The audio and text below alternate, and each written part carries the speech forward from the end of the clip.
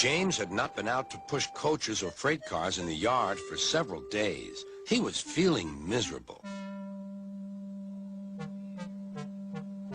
Oh, dear. I wonder how long I shall have to stay in the shed. Will anyone ever see my red coat again? Why did I go so fast that I made a hole in one of my coaches that had to be mended with, of all things, a passenger's bootlace? At last, Sir Topham Hatt arrived.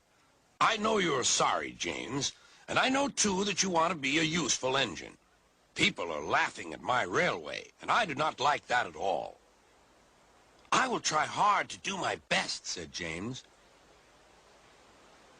That's a good engine. There's nothing like determination. I want you to pull some freight cars for me. James was delighted and puffed away.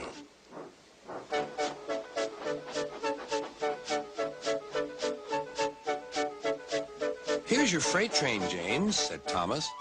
Have you got some bootlaces ready?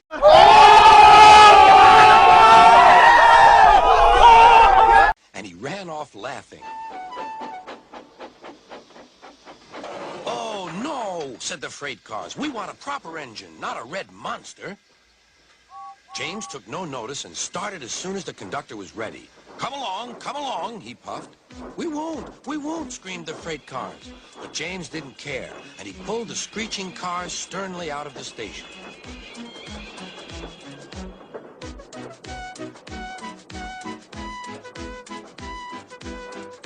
The cars tried hard to make him give up, but he still kept on.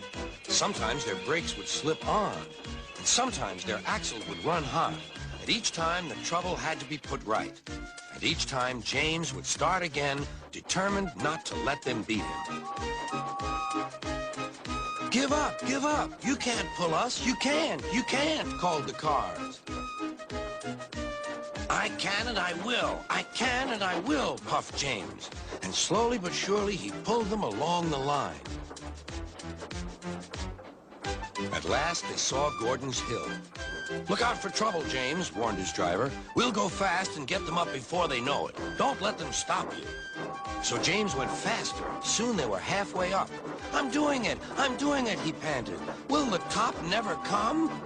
Then, with a sudden jerk, it all came easier. I've done it! Hooray! It's easy now! But his driver shut off steam. They've done it again. We've left our tail behind. Look! The last cars were running backwards down the hill. The coupling had snapped.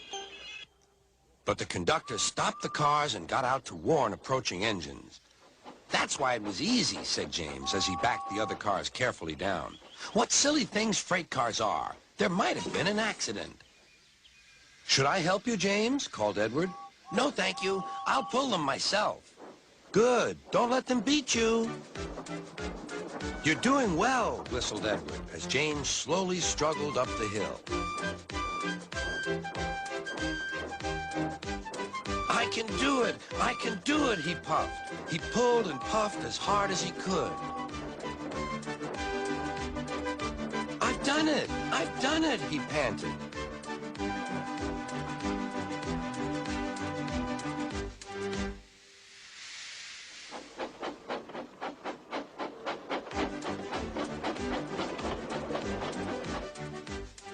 James was resting in the yard when Edward pulled up. Beep, beep, he whistled. Then James saw Sir Topham Hatt.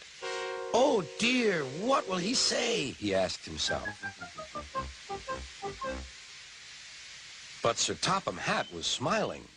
I was in Edward's train, and I saw everything. You've made the most troublesome train on the line behave.